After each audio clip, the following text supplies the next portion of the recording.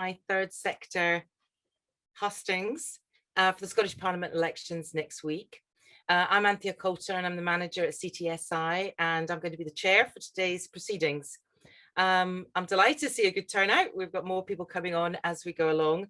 We are tight for time because we've got another event just following on at 10:30. I know the candidates are very eager to outline their manifesto commitments to you all, especially around the third sector. And I know I'm sure you're very eager to hear from them on the top issues affecting the third sector today. The candidates are from the parties that were represented at the last Scottish Parliament for this area, and all parties represented are fielding candidates in Mid-Scotland and Fife regional list, and some are also local candidates. So I'll take this opportunity to introduce the candidates in turn as we open proceedings.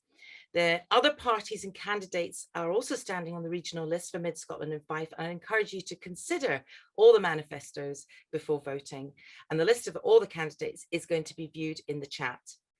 Before we begin, I'd like just to explain how the hustings will be organised, as time is very tight, and I have the assistance of Louise and Julie this morning. We'll begin with the candidates' opening statements for 3 minutes. We do have a timer that's operating. It will go to amber with 30 seconds left and a little bell, and then it'll go to red and a big bell. Hopefully it won't be necessary to mute the candidates at 3 minutes.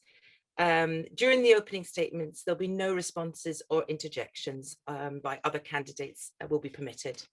When the candidates have spoken, we'll turn to the questions, all of which you've had in advance. The third sector organisations are encouraged to submit questions in advance, and we've grouped these questions into 3 areas. The question rounds, candidates will encourage debate with each other, but please be respectful, and we encourage you not to talk over each other if you can, because it's very difficult to hear on an online platform, as you'll appreciate. And we do have various people who have some limited, may have disabilities. I have follow-up questions. I may have follow-up questions, but we are short for time. All candidates will have the opportunity to answer all the questions. We're giving 2 minutes for each of the answers, and the order of the questions will be rotated.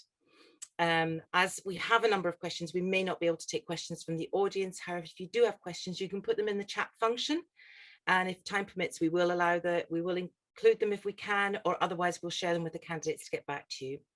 And finally, to close the hustings, all the candidates will be offered a 1.5 to 2 minute, depending on our timing, summation closing statements.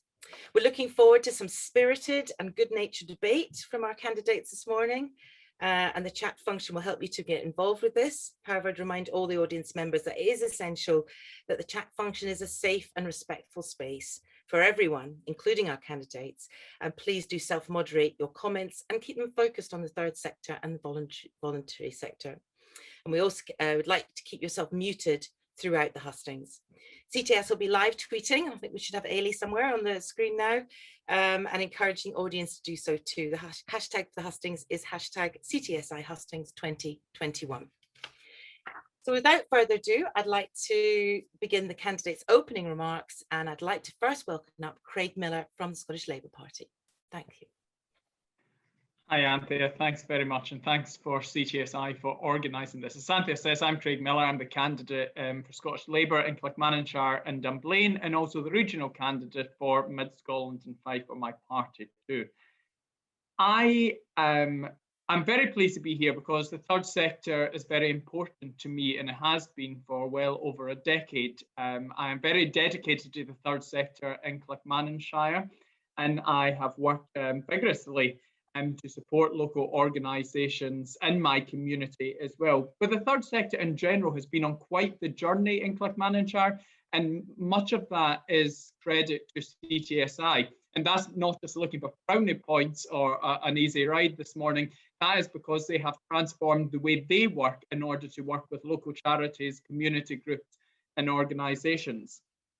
And it's become much more important as local government has cut the support that they give to local organisations, that CTSI and other charitable organisations and third sector organisations have stepped up, and no more so than during the last 12 months with the pandemic.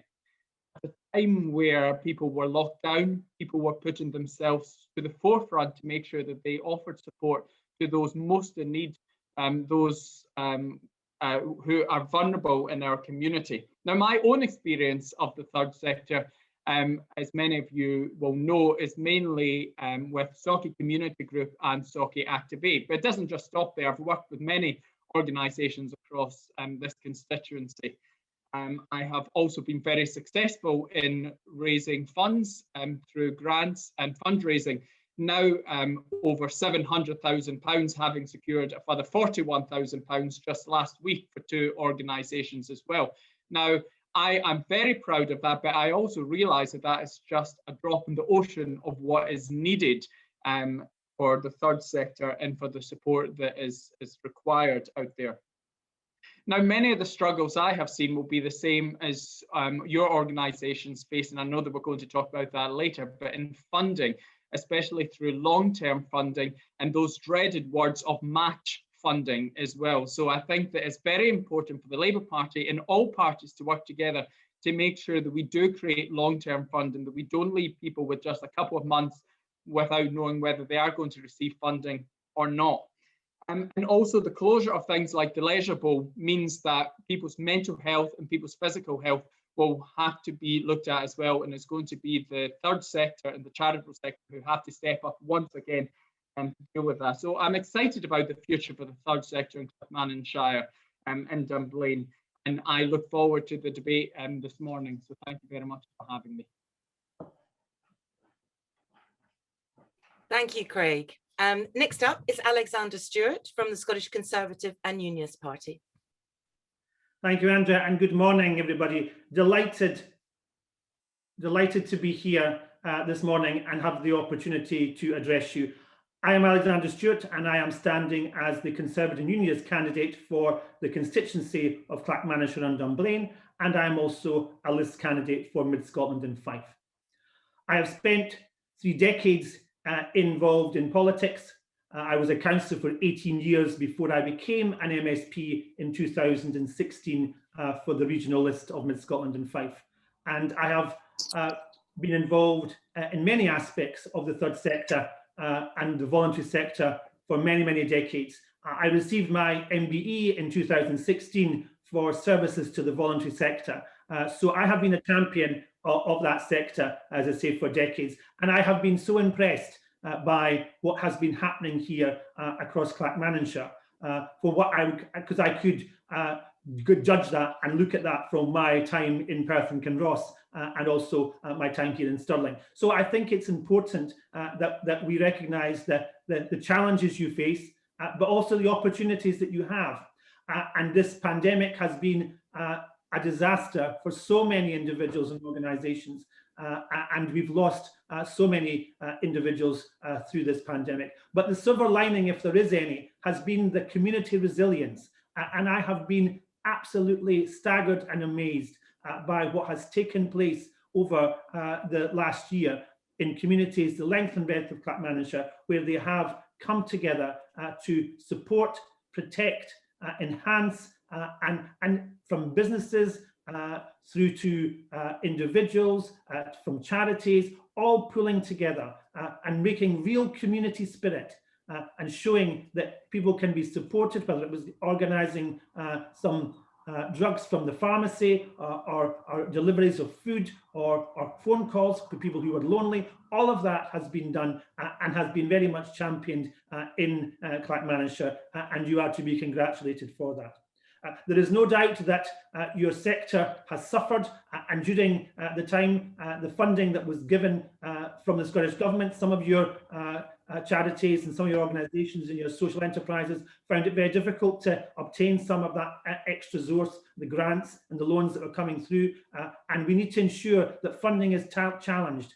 It has identified, if anything else, that the sector requires to see change, and funding is the biggest issue that you face, because all you do is go from portfolio to portfolio, trying to find new ways to fund and catch up. So you're continually looking for new resource. So we have to look at long-term and sustainable funding for you, because that then gives you the opportunity to develop and meet your own potential. So I look forward to the debates and discussions this morning, and I'm delighted to be here. Thank you. Thank you very much, Alexander. Is Ilian in the... No, he's not here. Right. Okay. Thanks very much. Marion, we'll move on to you. This is Marion Robertson from the Scottish Green Party. Thank you, Marion. Good morning, everybody, and thanks, Andrea, and thanks to CTSI and CVE for hosting today's breakfast and the invitation to be here this morning. And a good morning to everybody on the call too. I'm Marion Robertson, Scottish Green list candidate in Mid Scotland and Fife, and it's a pleasure to be here along with the rest of you to tell you how the Greens would advance the vital work on the sector in the sector. The Greens totally recognise the critical role of the third sector in delivering local solutions to local and national problems, never more so now than over the last year. It's action locally and thinking globally. And we see this in all the projects that you undertake in CTSI, and the Clark's Good Food project is a case in point, a perfect example of this, of thinking global and acting local. And the ongoing recovery will demand a new era of stable funding for your sector. Now, it seems like the mood music around multi-year funding has been changing, but for far too long, the Greens were the only party willing to get serious about discussing this. As ever, though, we would work constructively with others who are coming round to this approach to secure its implementation over the next Parliament if we're elected. We strongly believe the sector could move into and innovate in areas currently run by the private sector, bringing in new sources of revenue. The sector has the potential to go far beyond merely doing the state's bidding, we feel, possibly in the direction of gaining maybe a statutory footing in the same way as other public sector services. Stable and appropriate funding and support would help the sector sustain volunteers and groups wrung out by the COVID experience and improve organisational stability. The Greens will call for emphasis of funding for workers, not just on capital funding. We call for enshrining support for community ownership and asset transfer in the aims of public agencies, as has been achieved very recently in the new South of Scotland enterprise. We'll call for including fair work and fair pay principles in central grants and funding to ensure workers are properly recompensed and their workloads benchmarked against similar roles in the private and public sectors. We feel very strongly that organisations like DTAS and their community ownership support service be properly funded too, to support your sector, to review pay and staff workloads. And we also feel very strongly about your job security situation. Many third sector workers are on short-term contracts because of short-term funding awards. All levels of government could help by encouraging third sector organisations to become living wage employers. And the Greens, in advocating a national care service, as set out in our manifesto, would work to enshrine support for the third sector in its aims too, to help the new service maximise its potential.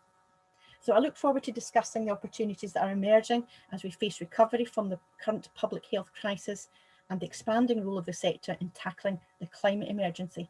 Thank you very much. Thank you, Marion, very much for your opening statements.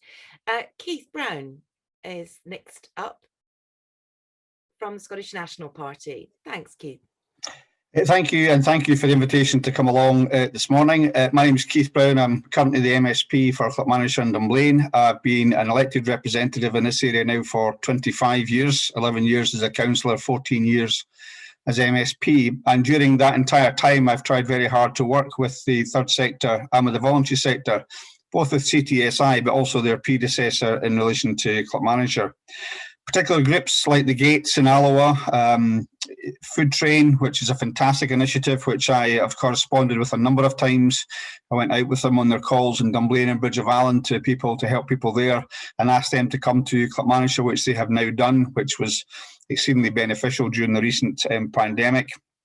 But organisations like Reach Out, I mentioned the Gate, also CTSI itself have made sure that we've been able to make a presence felt for CTSI within the Parliament itself, and also worked on as the Cabinet Secretary, the City deal for Stirling and Clackmannanshire, bringing £50 million from the Scottish Government to local projects.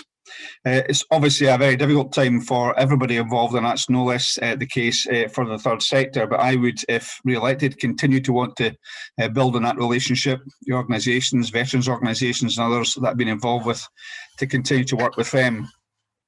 Multi-year funding has been mentioned, and I assume that the reason it's not happened yet, and none of the other parties have proposed it during the budget considerations as well, is because multi-year funding, the problem with it is the UK government now does not even set its budget until after the Scottish government sets its budget. So it's very difficult to know what your budget's going to be until that's announced. It's not a good way to run public finances. And I think the fiscal framework which underpins that has to change. But we are committed to bringing in multi-year funding during the course of the next Parliament. At the end of March, we announced £13.5 million of funding to support the third sector recover and also the transition from the pandemic. We believe that the third sector has played an absolutely crucial role in relation to this. We have included around £80 million to third sector and community organisations to help them facing funding challenges. Our Third Sector Resilience Fund was one of the first COVID-19 response initiatives to open for applications in the whole of the UK. The programme is backed also by £50 million and awards we made this summer under the Community and Third Sector Recovery Programme.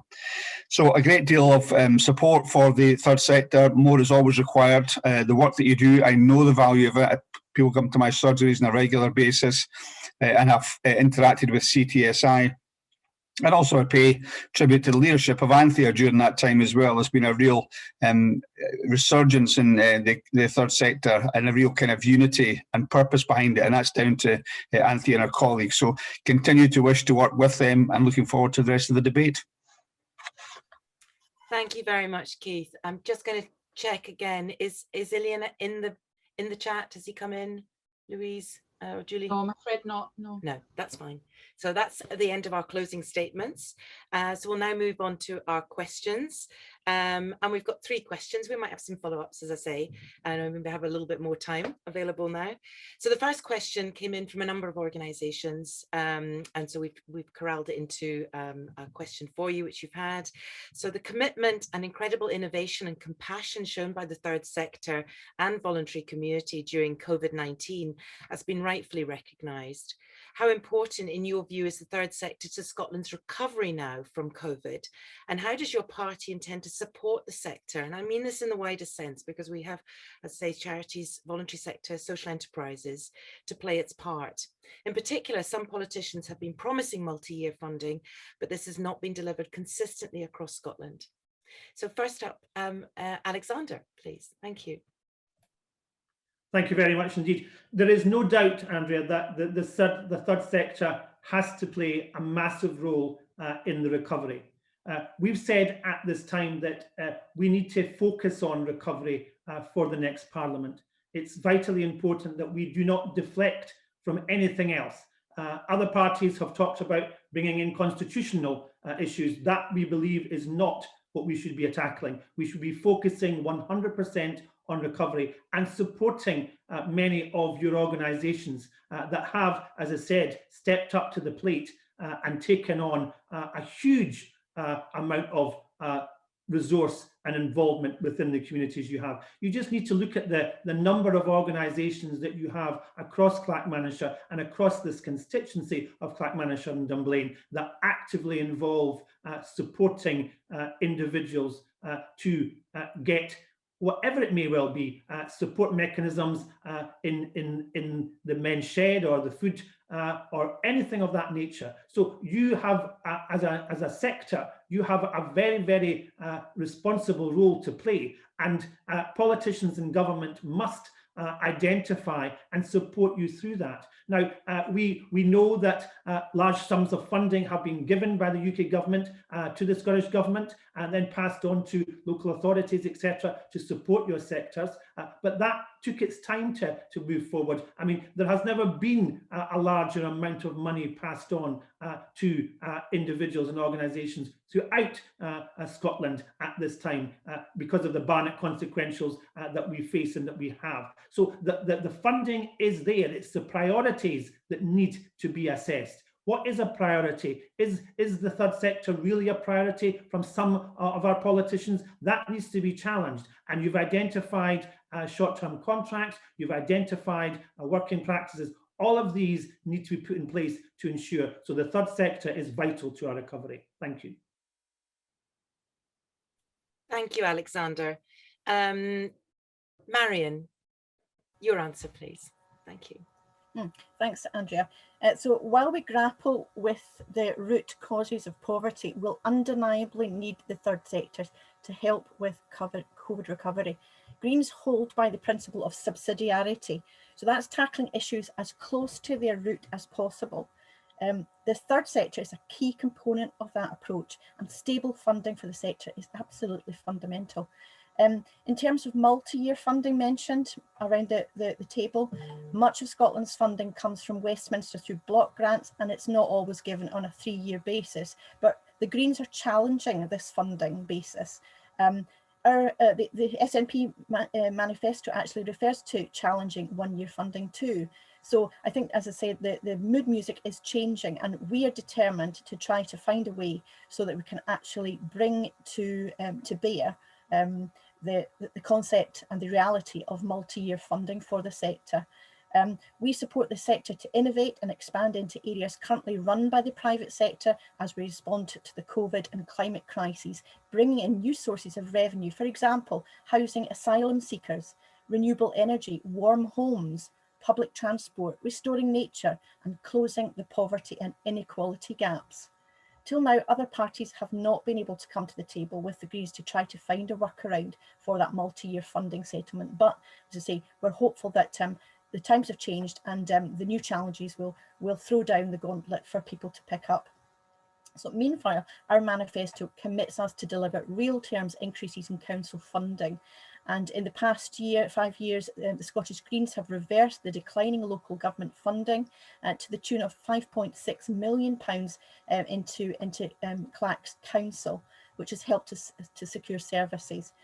We support above inflation increases in the share of local government budget, which is available to fund local priorities. And we will empower councils by reducing ring fencing and increasing funding certainty through multi-year settlements for councils. And as I say, absolutely underpinning this is ensuring multi-year funding for third sector partners so that they can actually have the certainty to go forward with their programmes into the recovery period.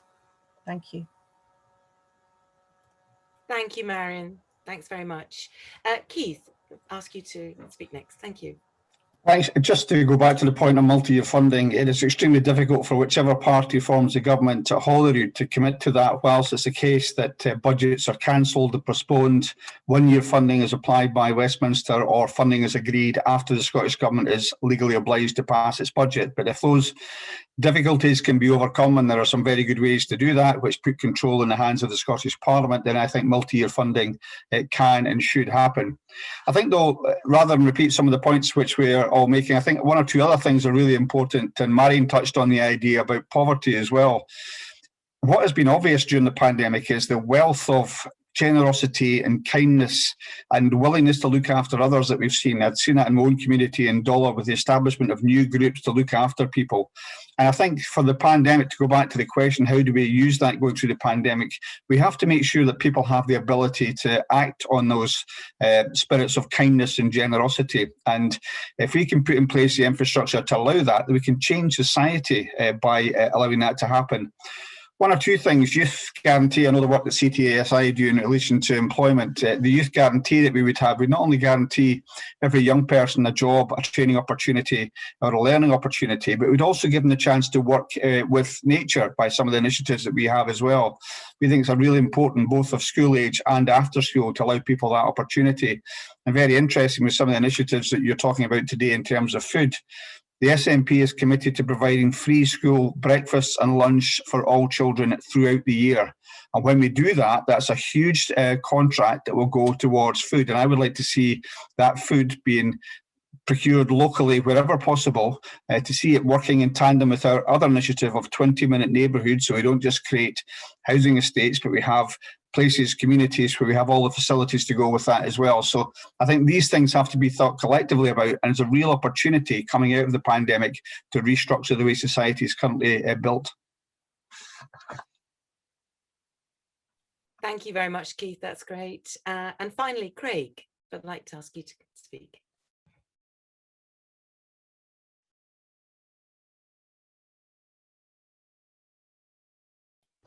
I think Craig may have lost connection, Anthea. All right. He had a problem last night as well, actually. He did. I'm not sure if we could move on and perhaps come back to him. Just maybe go on to the next question, and then we'll see if he pops back again. Give him a minute, will we, just to see. Tyranny of the system. It makes it easier to get to meetings, but for you, but this is the problem, isn't it? Shame he was just there 2 seconds ago as well. Right, we'll just move on to the next question, everyone. And I'll allow Craig to come back when we restart, when he comes back in. So the second question that came forward from the third sector. The third sector is a significant employer with around 120,000 people working in the third sector in Scotland. And that's over 1,000 people in Clackmannanshire itself. And alongside that, they're helping and supporting and coordinating around 1.5 million volunteers. Many workers in the third sector deliver essential public services through commissioning arrangement or partnerships. However, public service negotiations on pay often exclude these workers, as grants to the third sector rarely increase with inflation. How will you ensure that third sector workers are protected and do not fall year on year into poverty? How will you champion the cause of ending pay disparity between publicly funded jobs in the public and third sector? And starting up is Marion. Thanks, Anthea. As we've mentioned before, adequate funding and support is the key to this.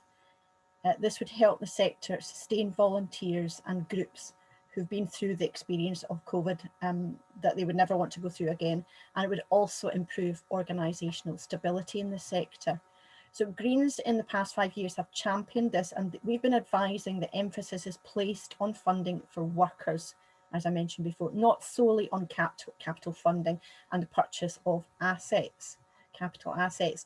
In the last Parliament, Green MSPs enshrined support for community ownership and asset transfer in the aims of the new South of Scotland Enterprise, which is an economic development agency there.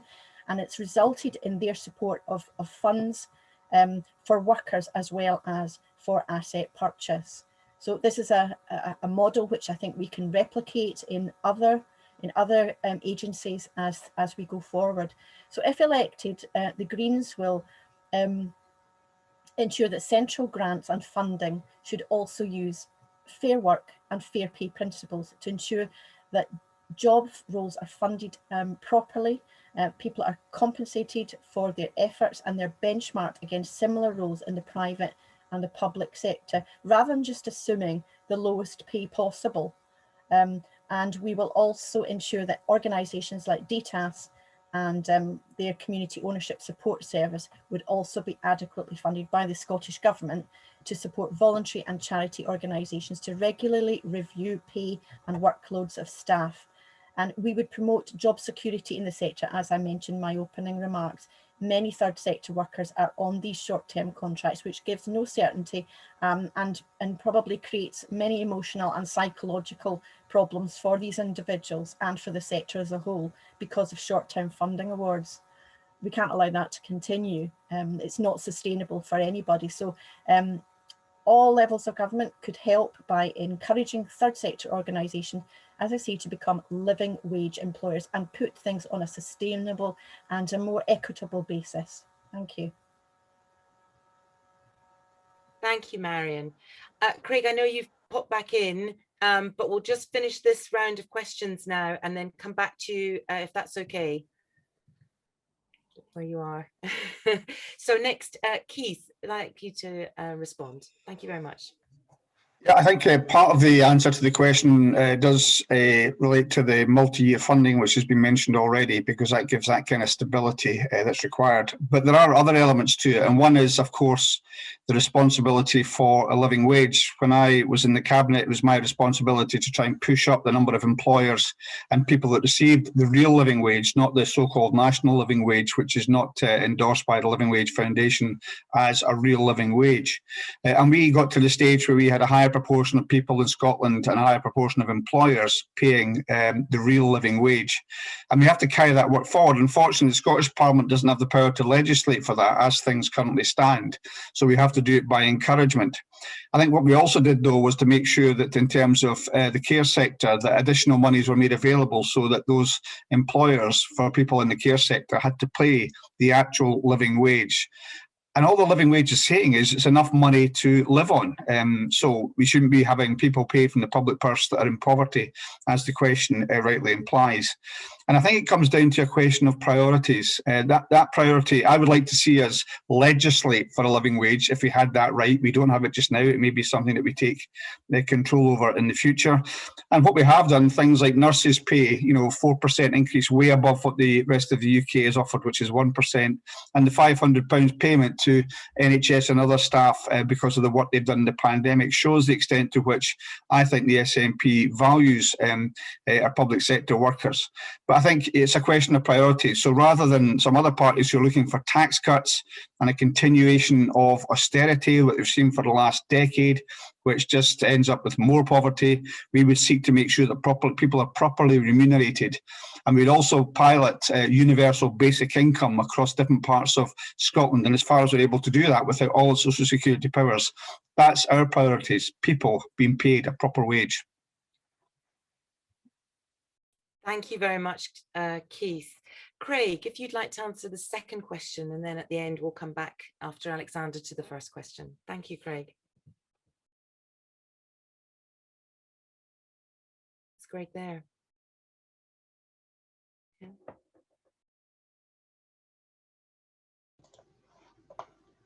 Do you have... Craig, are you there? I'm not sure I saw if him he's coming back in again. He is on the list and he did message me to send him the question again. I But did yes, send it having over, technical. Julie. Okay, if we'll move on, He seems to Alexander, would you disappear like to again. answer the second question, and then we'll come back to Craig when we try and locate him. Thank you. Yes, it's vitally important that we ensure that your sector are given the opportunities that they deserve.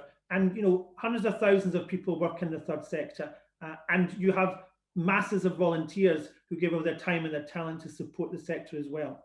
At the most recent budget, 11% was passed on to local government to try and support that mechanism, but at the Scottish Parliament, only 0.9% was actually passed on to councils. So once again, councils themselves are strapped for cash. And when you are looking at commissioning, and when you are looking at service level agreements, which many of your organisations are involved in, that then creates a disparity. The funding that you require needs to be utilised and needs to go forward. And I've said before that your sector needs to, and have been, and where in some parts of the country there have been collaboration between the public, the private and the third sector, that has proved really very successful in supporting the third sector to develop and expand, because it then gives them the opportunity to see what can be achieved. We also need to think about the short-term contracts. There's no question about that. Many people who are living on short-term contracts, they need to be addressed and give them the security and the stability that they require to ensure that they can continue to work within the sector, because the talent that you have and the opportunity that people bring is phenomenal, and that needs to be harnessed. And as I say, I have seen firsthand the tremendous work that is being done within some of your organisations across Clackmannanshire, and the pioneering work that's being achieved, and they should be rewarded, and they should be rewarded by a fair pay, and they should get the recognition that they deserve, that gives them the opportunity to develop and expand. Thank you. Thank you very much, Alexander. Just checking again, is Craig back? No, we've still not know Craig. He was there and he definitely was back for a bit and he's gone again. Not to worry, we'll move on to question 3 and then we'll allow him to come back in again, hopefully when he returns. So our third question is, Clackmannanshire has proportionally the highest number of older people in any local authority area who rely on a variety of care providers. The Feely Independent Care Review report calls for the creation of a national care service. How will your parties help to invest in and ensure the third sector and communities can contribute to meet its full potential in the future? And we're starting with Marion this time. Thank you. Okay, thank you. So the Greens agree with the Feely Independent Care Review, and we have a manifesto commitment to build a publicly owned national care service based on human rights. As Green MSPs have done with the South of Scotland Enterprise Agency, we would enshrine support for the third sector in the very aims and objectives of the proposed national care service, with emphasis on fair work and workload benchmarking there too, in order to promote the ability of the sector to be able to interface and work with the new care service. We believe in the care service because there's no place for profit in our care system. It's fundamentally broken and it needs a root and branch review, and we've come to the conclusion that the national care service is the way forward for us as a nation. And we will look in the long term to remove the private sector from the provision of care, and into that space would potentially come the innovation and the background in working with communities that the third sector already is established and providing. That is our mandate for going forward with a replacement for the broken care service that we currently have. And we see a particularly prominent role for the third sector in that provision of services there. Thank you. Thank you, Marion. Keith, your comments next. Thank you. Yep, very similar to what Marion said. We were, I think, the first party to propose the National Care Service. I think there are issues of disparity of service across the country. What we have seen, as I've said, is the commitment to increasing grants so that a national application of the living wage can be made available to people currently working in the sector. But I think it's quite clear that we've seen during the pandemic how much we rely on the people that work in the care sector. My niece works in the care sector in Wales, and I know that she was spat at and threatened when she had to say to people that they couldn't visit the relatives in the care home, and the shifts that she put in over the course of the worst of the lockdowns was absolutely incredible. So we owe these people a proper living wage.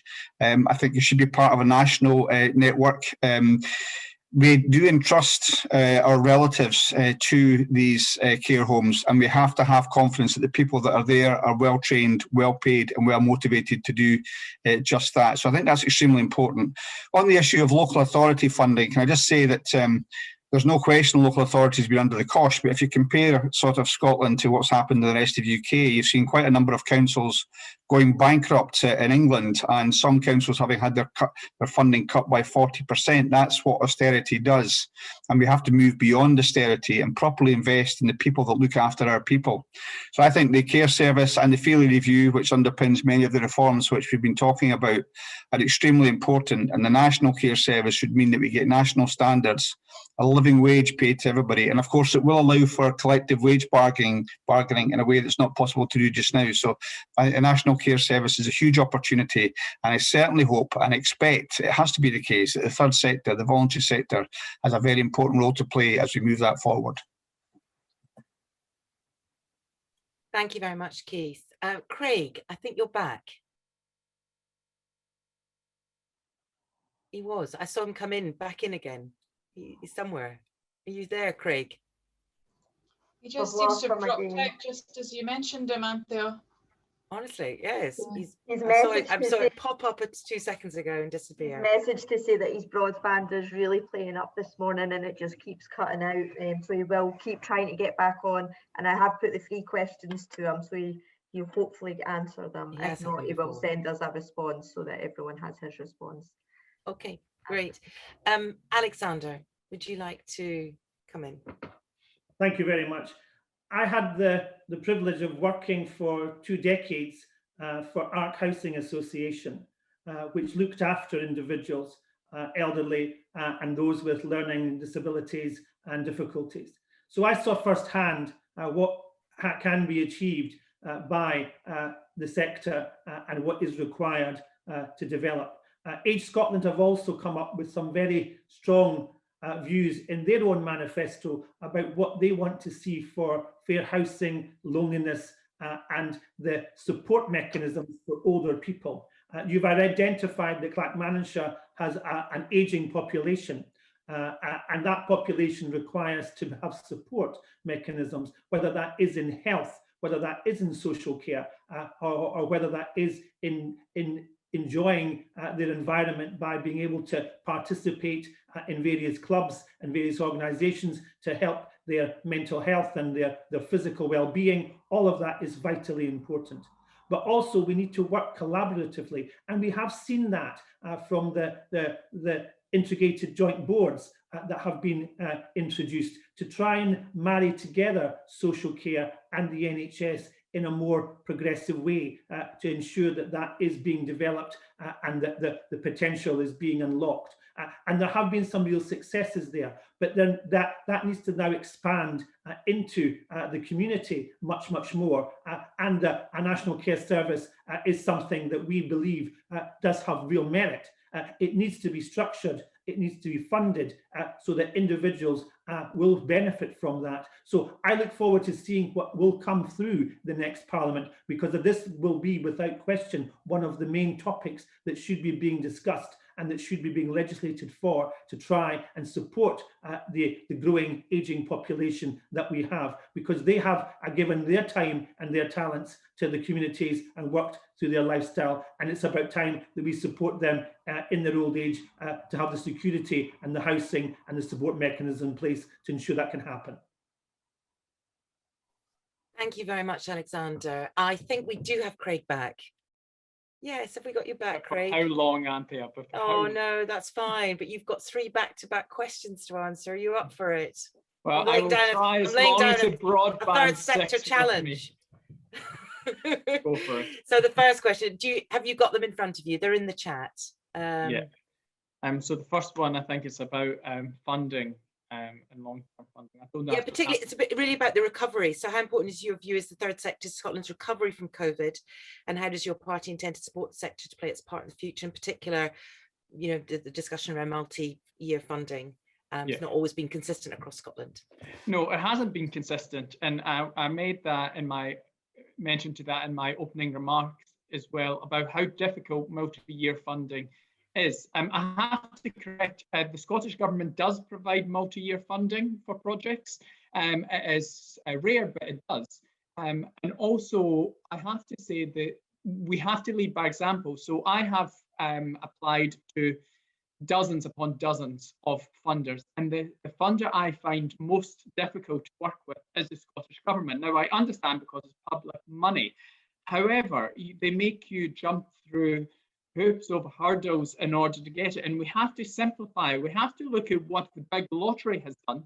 It used to be very complex and very time-consuming, and they have simplified it so that it's easier to access, because it takes a long time to apply for funding.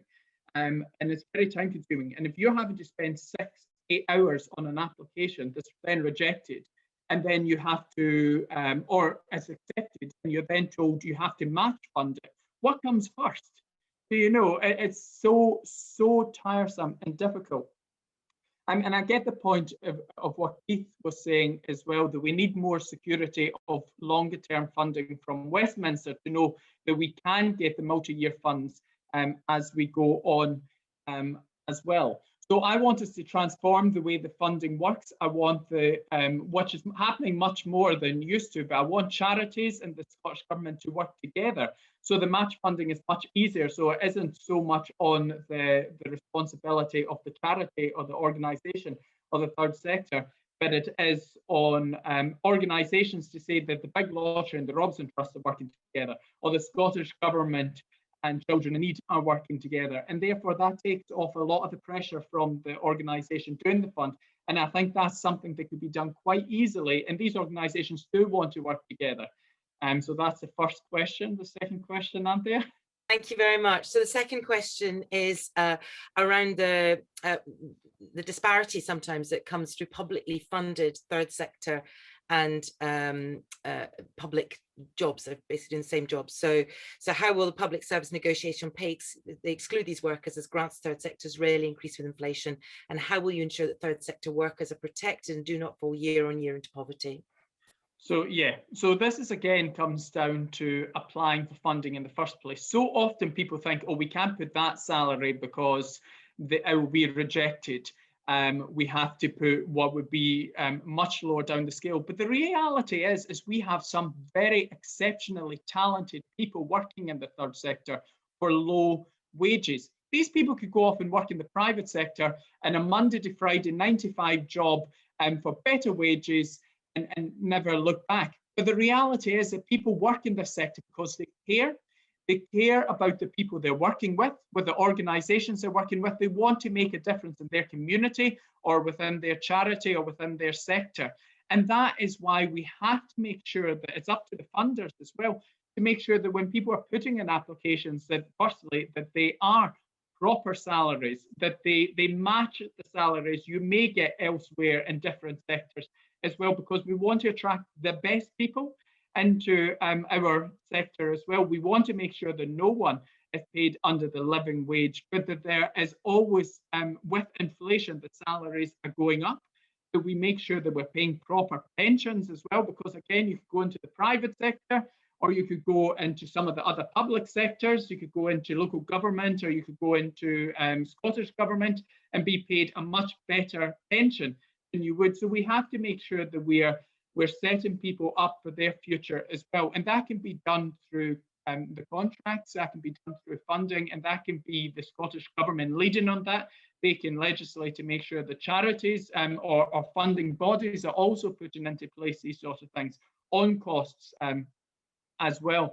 So I would like to see that we do have much more stronger negotiating power, and we do now, because there's much more of us working in this sector than previously. So we have to make sure that our voices are heard on that one. So that's 2 minutes there, Anthea. Thank you very much. And the final question, Clackmannanshire has proportionally high number of older people in the local authority area.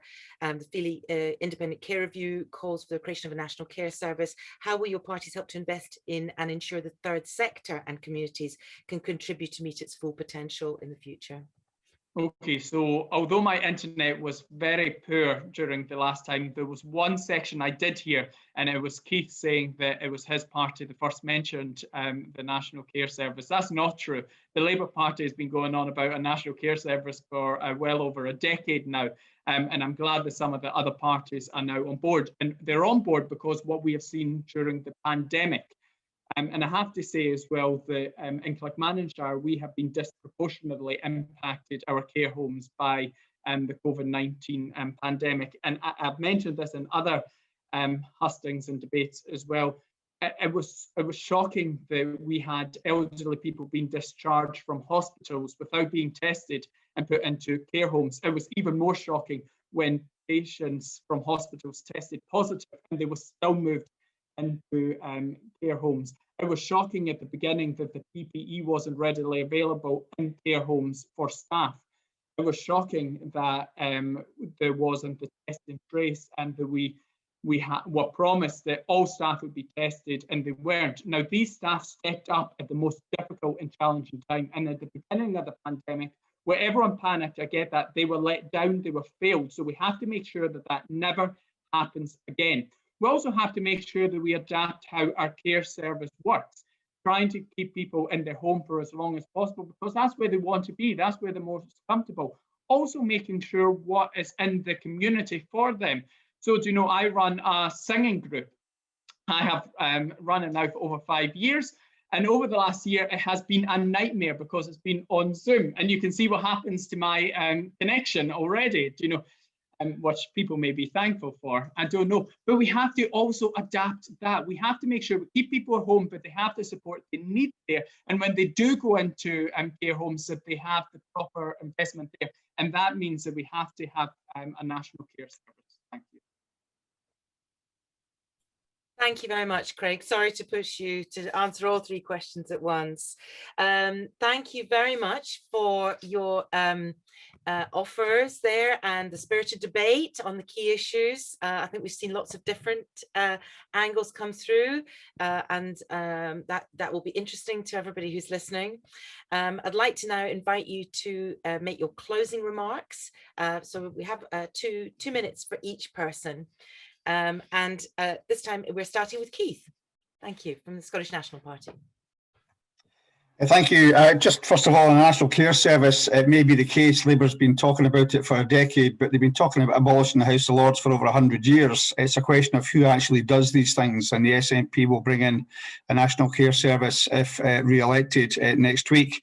I think it's a big decision that's been taken. It's a really important election, this, and we do have the choice to go, you know, talking about older people with the kind of philosophy that says, let's take free TV licenses off older people, let's concentrate on tax cuts for the rich but austerity for everyone else, or we can go in a different direction, which is to try and eradicate child poverty and poverty more generally, to make sure that we have a care service that is worthy of what we want for our older people in terms of how they're looked after, to make sure that we have children looked after in our schools, and that the third sector and voluntary sector play a huge role in that people, individuals in society, can act on their best intentions in terms of generosity and kindness of spirit.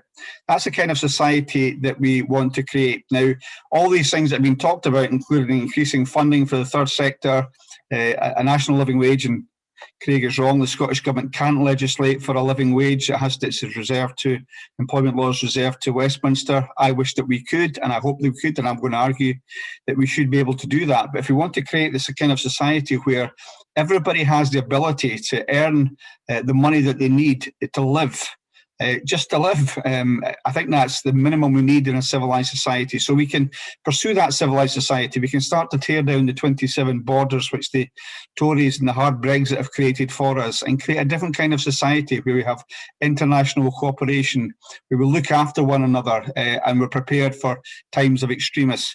Of course, there were things which caught out, whether it's the Welsh Government, the UK Government, or the Scottish Government in terms of the pandemic, but we should not allow that to happen again. We should be properly prepared. We should be preparing, I know we are preparing now in the Scottish Government for any future pandemic. We have a better vision of society than the one that we currently have coming from the UK Government. Thank you. Thank you very much, Keith. Craig, are you happy to come in now in rotation? Yeah, of course.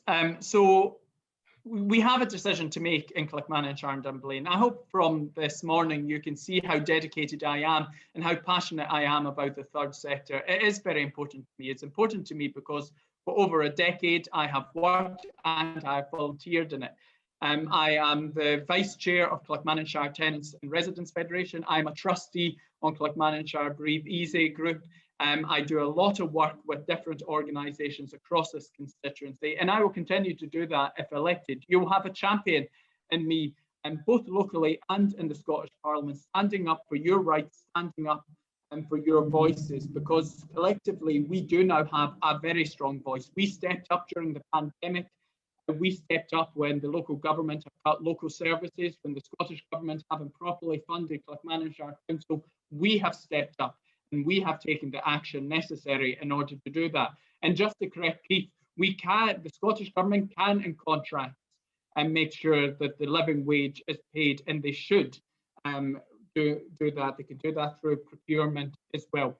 And it's vitally important that the parties work together. There are so many important issues. The recovery from this pandemic over the next 5 years should take precedent over anything else, and I hope it will.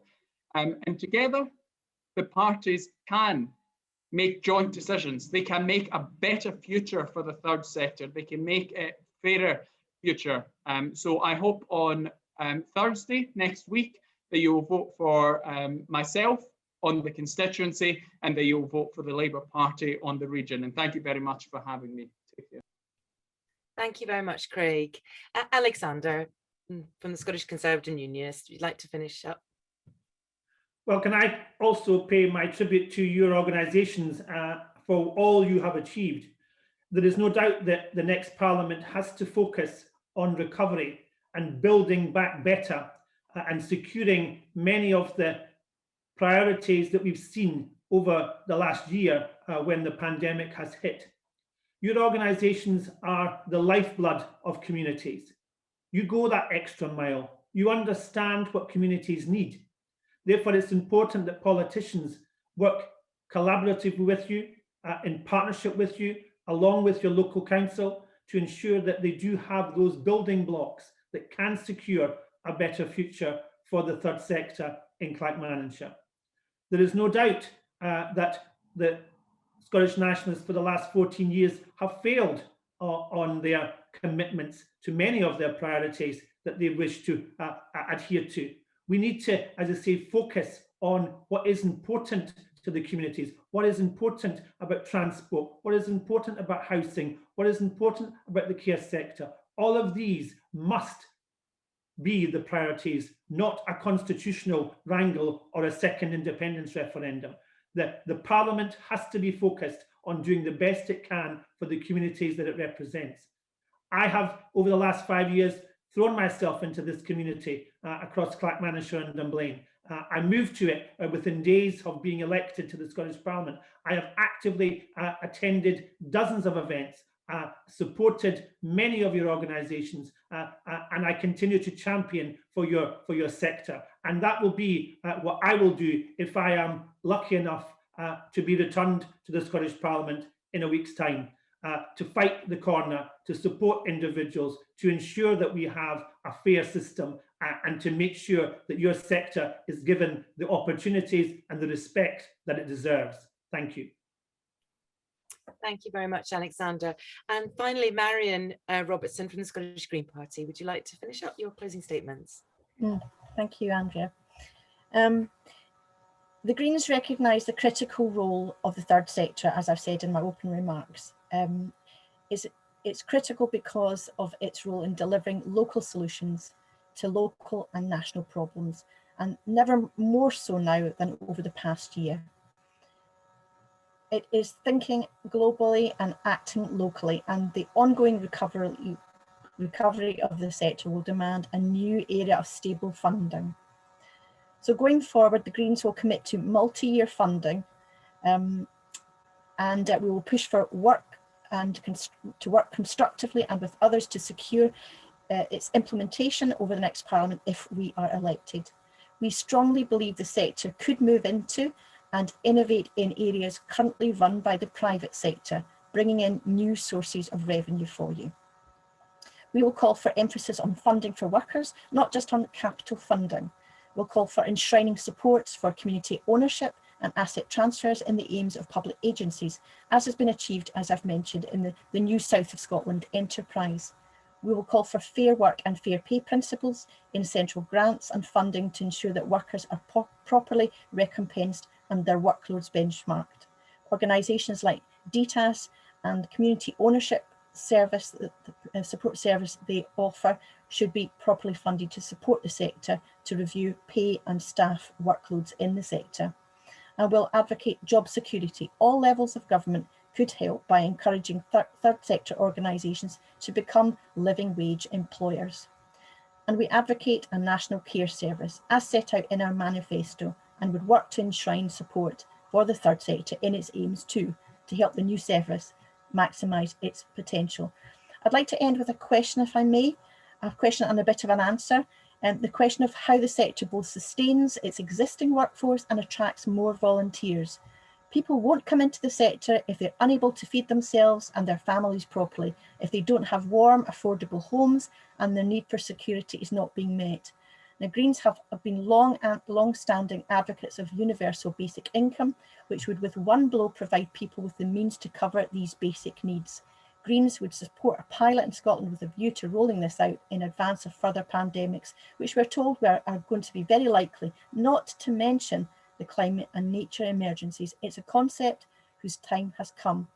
So, to ensure the future of our communities and the planet, I ask you to vote Green, like our future depends on it, because it really does.